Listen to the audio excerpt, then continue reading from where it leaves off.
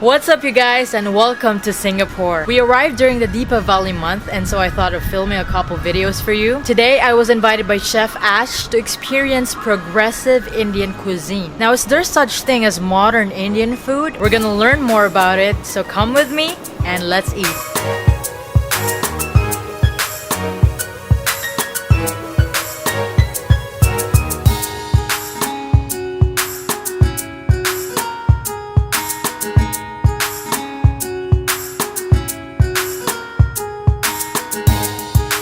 Just arrived here at Chef Ashe's home and it's here in Fajar or Fahar in Bukit Panjang. It's kind of near from Chua Chu Kang. I rode the MRT and it took me for about less than 30 minutes, few minutes of walk, and I'm here. I'm so ready for the 5-course menu. I think that is almost done when I went here. The last thing that he's gonna prepare is the fish because it's gonna cook quickly and I should eat it right away. And so I think now he's preparing the ingredients. I can't wait. I can already smell the food. Wow.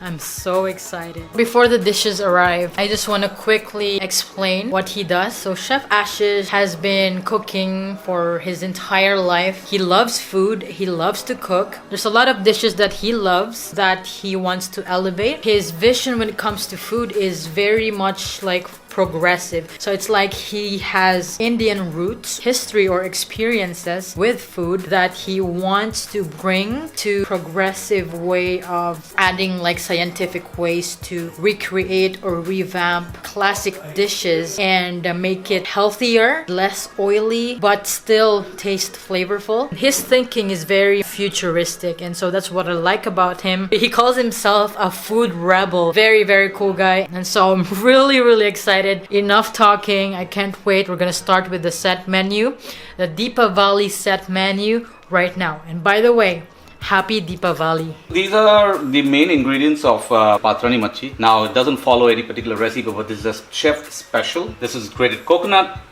with chili, dry chili, just one, not too much. There is pine nuts, smoked paprika, cream, pepper, a little bit of ground cardamom, as well as salt to taste. That's it. Keep it simple. Once you're done with this, all you need is a pestle and mortar, and this is what the final paste looks like. Keep it turbid so that it can coat the fish, and once this is done, that's pretty much it. Just make sure your hands are clean. Take a part of this and just dab this on top of the fish, and you can see the consistency of the sauce. It's thick enough to coat the fish. So just make sure that's done. That's it for the preparation. I'll turn it around as well. And let me show you how to do this. Take the part of the sauce and dab it. Just dab it. You can take this and dab it. You can see the splecks of the chili. And that's basically the dry chili. And you need a little bit of balance with the coconut sauce because coconut is sweet and you need a little spicy, and that's how it all, gets together into the mix. We're ready with the marinade, and I would just keep it on the fridge maybe for 5 to 10 minutes. We're done with that. So this is an important step. What you need to do is just make sure you have your banana leaf ready. Of course, please wash it, dry it, and then what you would like to do is this. And this is a really important step, and see how I'm doing this. You can do it straight off the fire. This actually softens the leaf. Right, the texture of the leaf gets softened so that you can wrap it like a towel or whatever you call it, like a handkerchief. So this forms the wrap, and you can see the color change. Don't worry about it burning, but just make sure you get see, it has to dry up all the moisture from the leaf, and it's ready. So the fish is ready.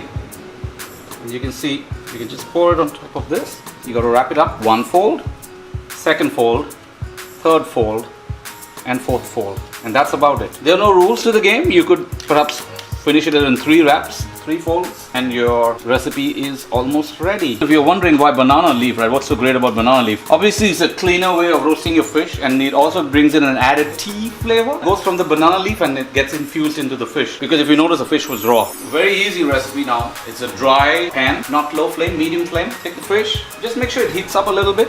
Maybe about 5 minutes, and you have to keep your lid ready, a lid that kind of seals it completely. Put the fish, there's no oil, And since the heat that is generated will be so high in a completely dry pan, if you understand what I mean, it will completely cook the fish, and the roasting happens due to the heat generated and in the enclosure. Introducing, a signature recipe that you could cook for Diwali, and it's called Patrani Machi. Parsis cook this, the Bengalis cook it in their way, and what you will see today is the Chef Club signature recipe, where you add very unique, refined ingredients in the overall mixture, get a very good thick consistency to the paste, coat the fish, roast it in a banana leaf. It's healthy because I'm not using any oil, and there's a lot of conversations happening in Singapore about healthy cooking. This might be one of the ways you want to get started. I hope you guys can smell this aroma. Oh wow.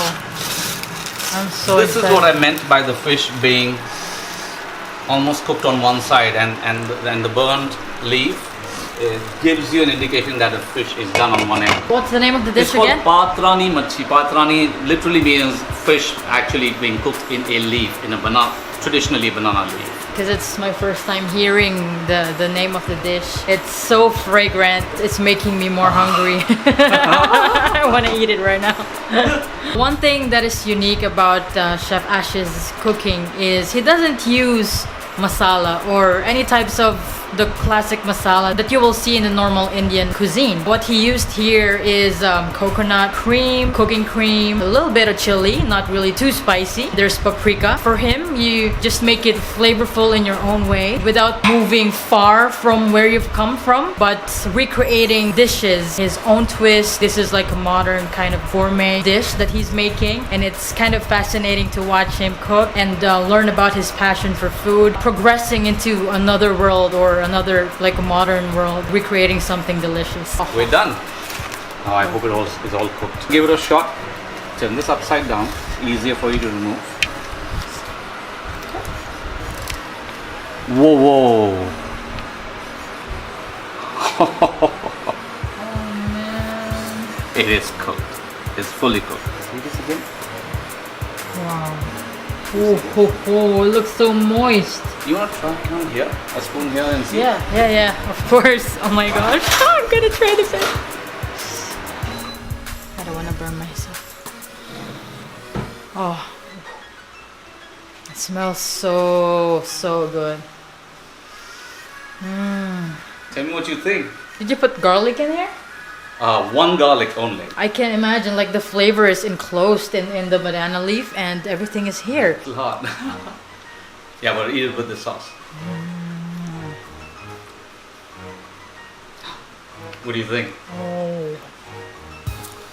Oh wow. Savory. Fish is very delicate. Yeah. Very moist, and it doesn't require you to chew it. It's not too spicy. It kind of stays there, but it's not gonna punch you in the face. Great job. Spot on. Thank you. So Chef Ashish just finished cooking all of the dishes. We're going to have a 5-course set menu for today, and it's a special day because it's Diwali, and it's a special occasion for Indians, especially the Hindus. And so now we're going to have the Diwali set menu. This is a 5-course set menu. Chef Ashish has 2 set menus, veg and non-veg. Since I don't have a restricted diet, I'm gonna have the best of both worlds. And we're starting with the veg, which is the portobello and tandoori wraps, charcoal grilled with chef special masala wraps served with cheese sauce. It kind of looks like a crepe. What looks different is it's dark inside because of the portobello mushrooms, and it looks plump.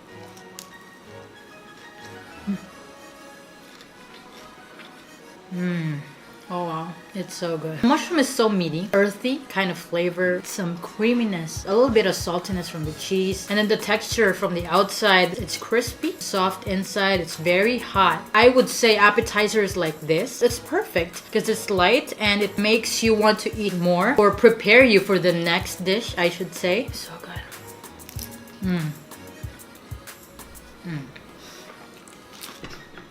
It's really a great start. Now I'm ready for the next. The second course will be Hariyali Jinga Kebab, grilled coriander and prawn kebabs with special chefed orange sauce. It looks like a patty. It's so hot. And these are, what are these on top? Pine nuts. Pine nuts. Fancy.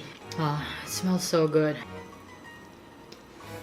It's so hot, but cilantro is very fragrant. Some people don't like it, but I love it. It makes the dish bright and light and herby.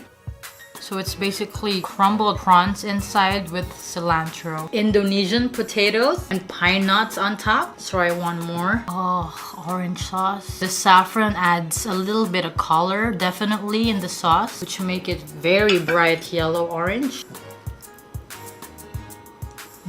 I love sauces, mixing salty, savory to sweet and tangy, and that's what I'm getting here. Kebabs are generally drier. You will obviously have a condiment with it, which is typically Indians tend to use mint sauce or tomato-based ketchup. What I did was a very rich orange-based sauce, and it has a little bit of Moscato, saffron, and orange juice. What I'm also going to try is another special chef favorite. It's a little spicy because the concoction here has a little bit of chili, as you might see. The zest comes from the vinegar, and I've also added some manuka honey. Wow, yeah. That's a healthy and expensive honey. Yes, and I use the best grade of manuka honey as well. Oh wow. If the dish gets cloying and you want to kind of cut through different richness, heaviness in there, you need something to freshen your taste buds, and mint is one of them. I love mint.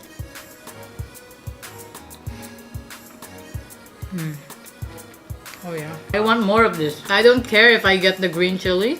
It's so good. I grew up in the Philippines. We use vinegar anywhere, from marinating to cooking to dipping. It's like comfort for me. Awesome. And the thing with vinegar is you always have to balance it with something to kind of tame down its acidity. So I like that he put the honey. And of course, it's a healthy type of honey. So for all the health conscious people out there, this is the dish for you. Whew! Awesome! Third course would be patrani maki, which is what he prepared in the kitchen earlier. White pomfret fillet in special green masala, roasted in banana leaf. It just amazes me that he thinks about all the details, like going to the market, making relationship with the best supplier to get the freshest produce, freshest seafood possible. I mentioned earlier that it's green masala, but actually he changed it to white because all the rest of the dishes are green. Again, there's not actually masala in here. I always like eating fish with rice, but it's very delicate. It's already good on its own. Just by looking at the pomfret fish, it looks small, but when you actually dig deeper into the flesh, it's actually meaty. The only oil that is in here is coming from the coconut. So it's very healthy. It's roasted. It's kind of steamed in a way. You have to try this.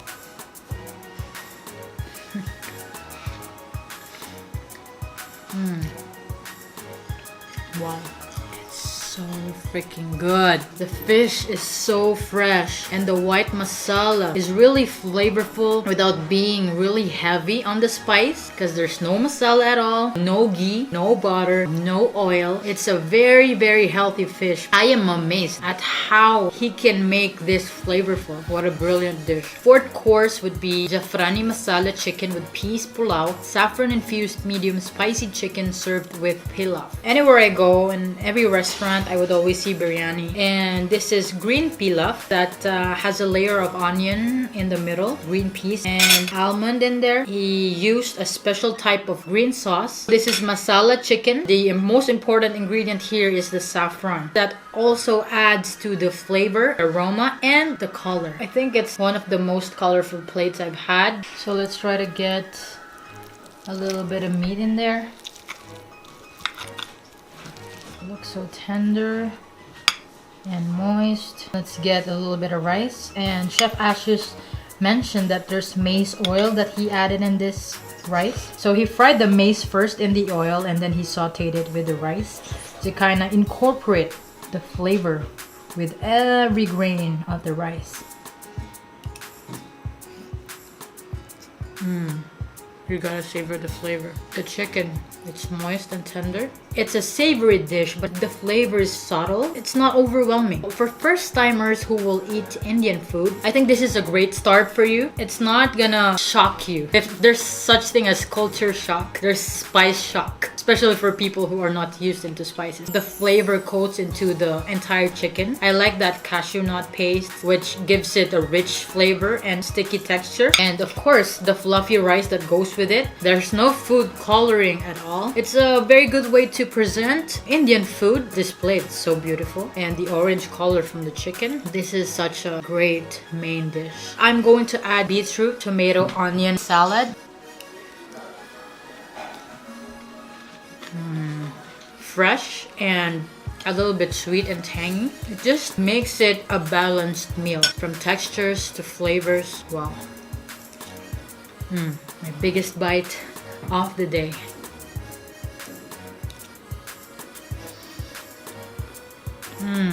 Fifth course would be a dessert. It's called gajar halwa, and it's slow cooked carrot based medium sweet pudding. Chef Ashish told me that it's usually really sweet, but he lessened the sweetness of it.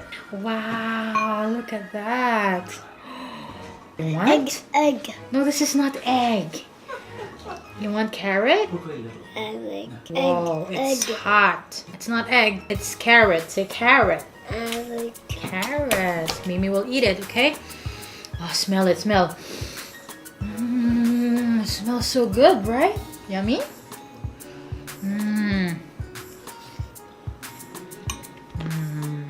Oh wow. I don't know how he did it, but it's so good. I don't have a sweet tooth. Either I would end my meal with a very light dessert, or I don't have a dessert at all. But this one, it's not greasy, it's not overly sweet, so it's not cloying. So he julienned the carrots first. I don't know what to call this, but this is what he used. I'm definitely gonna have one more. Alright, let's cut it. And make sure to get the almond in there. So good. Hi, my name is Ashish. I represent the brand Chef Club. I run this brand for a while. It's been 6 months. The whole concept behind Chef Club is more of experiential dining. You're dining not just for the food and the ingredients here, but basically dining in the company of a chef. It's the overall experience, the elevated experience that helps diners really enjoy. DIWALI is a very significant festival in India. It's a Hindu festival, but it's also celebrated by the Jains and the Sikhs. But we don't discriminate. In a country like India, it's a festival for everyone. It just simply represents the victory of good over evil. Hence, a moment for everybody to rejoice. Like all other festivals, typically in an Indian community, you would invite friends over to your place, chat, and once again get-togethers. To me, it's also a festival of giving. I am committed to give half the revenues from the earnings of this dinner to charity. But I really encourage you to attend and help support me in the dinner, which is on the 7th of November, post Diwali. Your help rendered will be enjoying the food and paying the money, and for me, I give that revenue for a cause.